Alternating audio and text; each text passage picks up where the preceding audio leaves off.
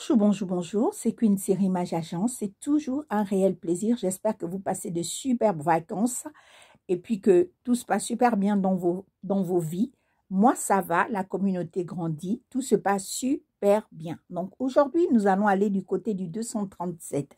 Comme vous savez tous, il y a eu un souci. C'est qu'une jeune dame handicapée a pris sa voiture. Une jeune dame à mobilité réduite a pris sa voiture. Donc, je suppose qu'elle allait peut-être faire les courses ou elle allait se déplacer pour voir sa famille d'un point à l'autre et tout. Et puis, en chemin, elle a eu un accident. Donc, elle a cogné la voiture de quelqu'un d'autre, d'un monsieur qui conduisait une Carina. Vous savez qu'au pays, il y a encore des anciennes marques et tout. Donc, quand le monsieur est sorti, au fait, la fille a dit, il n'y a pas de problème et tout, le constat va être fait le temps que les autorités arrivent, que le service compétent, la police arrive et tout. Donc, elle était dans sa voiture. Vu qu'elle a une jambe, qui est complètement, qui ne fonctionne pas. Donc, elle fonctionne qu'avec une seule jambe. Donc, elle était assise, elle ne pouvait pas sortir de la voiture. Donc, elle était dans sa voiture. Elle a commencé à appeler peut-être les membres de sa famille ou je ne sais pas qui. Et puis, pendant ce temps, elle filmait aussi la scène. C'est comme ça que le monsieur là est sorti de sa voiture. Il a commencé à insulter cette dame que oui, tu ne sais pas conduire, tu te prends pour qui, tu viens cogner ma voiture. Je voulais dire aux gens que quand vous conduisez des vieilles voitures, ayez au moins la décence d'être poli et humble. C'est toi qui as une voiture de 2010, 2015. On est déjà en 2022. Donc, ça prouve que tu as déjà une vieille voiture. Donc, tu ne vas pas fatiguer les gens. Donc, il a commencé à menacer la fille, commencé à traiter la fille de tous les noms d'oiseaux. Et la fille, comme elle est une personne à mobilité réduite, elle ne pouvait rien. Elle ne pouvait pas fuir. Elle ne pouvait pas sortir de la voiture. Donc, elle était là. Le monsieur a commencé à rouer des coups cette dame-là. Il a commencé à taper la fille, gifler la fille.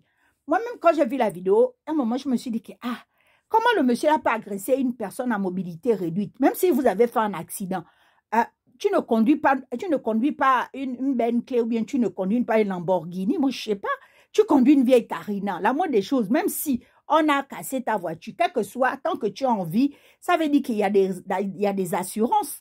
Tu as une assurance, elle a une assurance, donc les assurances vont réparer le tort. Donc, je ne vois pas en quoi ça te donne le droit de battre cette dame-là. Donc, il a commencé à battre la dame. Je trouvais que ce n'était pas normal. Moi, quand Aïcha a fait la vidéo dessus, au début, je me suis dit que, vu que je suis une personne sensible, je ne vais pas regarder la vidéo, je vais juste écouter le résumé d'Aïcha Kamoise. Après, j'ai vu que Blanche Bailey a relayé l'information. Ça a commencé à tourner. La plupart des influenceurs au Cameroun ont commencé à relayer l'information. Je me suis dit que l'affaire a l'air d'être grave.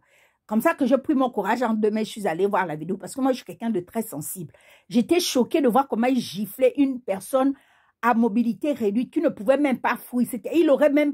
Non, mais j'étais choquée. Je me suis dit, mais celui-là, il s'est pris pour qui? Il pense qu'il est le petit frère de Paul Biya au Cameroun ou quoi?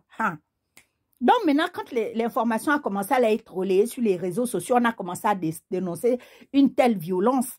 Et puis, comme par hasard, ce monsieur-là vient de se marier. Donc les gens commencent à se dire que, le monsieur-là, ça fait même pas longtemps qu'il s'est marié, mais sa femme, il doit battre sa femme dans la maison. Parce que quand tu es violent comme ça en public, j'imagine qu'en privé, il ne doit pas se gêner de donner des claques à sa femme pour un rien ou pour un oui. Vu que la violence, c'est quelque chose qu'on dénonce ici. On dit aux gens d'arrêter. Il y a il y a la violence verbale, la violence physique.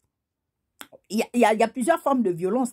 Mais là, on s'est dit que, le monsieur là, il s'est marié, ça fait même pas longtemps. Mais sa femme à la maison, elle doit avoir peur de ce genre. Donc, moi, un homme comme ça qui est violent, maman, j'allais seulement quitter le foyer même parce que les gens comme ça, là, pardon. Et puis, aucune éducation, aucune retenue. Face à une femme, en plus, qui est en mobilité réduite, tu te comportes de la sorte. Mais ça veut dire que c'est un barbare. Mais j'avais l'impression que j'avais affaire à un sauvage. J'étais choquée. Donc, maintenant, là, on a commencé à relever. Donc, le gars, il était recherché au Cameroun, qu'il fallait qu'on retrouve ce monsieur-là. Le monsieur-là, il doit aller direct à Kondengui. Ça, c'est même pas les choses que, non, direct qu'on doit le transférer en prison. Parce qu'il a agressé une personne à mobilité réduite. Ce n'est pas normal. Quel que soit ce qu'il peut donner comme argument, ça ne tient pas la route. C'est pas parce qu'on a juste connu ta vieille Carina, ta vieille voiture, que tu as payé, je ne sais pas où, à combien. c'est toujours vous qui avez des vieilles voitures qui vous imaginez que vous avez conquis le monde. Donc là, maintenant, on vient d'apprendre que, effectivement, le monsieur a été arrêté et d'ici peu, il va être transféré en prison. Comme ça va faire comprendre à beaucoup de petits losers qui s'imaginent que on n'est pas dans un état de droit. On peut être en Afrique et être dans un état de droit. Donc là, il a été arrêté. Donc moi, c'était ça mon soulagement de savoir qu'il a été arrêté, interpellé. Et maintenant, il va comparer devant le juge et puis après, on va le foutre en tôle. Comme ça, il va rester là-bas. Il va passer le reste de son temps en prison à réfléchir que battre une femme n'est pas normal et plutôt battre encore une personne à mobilité réduite, c'est karma. Non, c'est juste pas la peine au fait. Comme ça, ces pulsions de violence, il va pouvoir les jauger avec les prisonniers parce que là-bas en prison, il sera face à des hommes comme lui. Mais je vais voir comment il va se défendre là-bas, comment il va battre d'autres gars là-bas. Parce que les hommes qui aiment battre les femmes, quand tu vois bien, c'est des hommes qui ne savent même pas se battre face à un homme comme eux. Non, franchement, je voulais remercier le gouvernement camerounais et surtout remercier les influenceurs, les blogueurs, pour ceux qui ont tendance toujours à mépriser le travail que nous faisons sur la toile.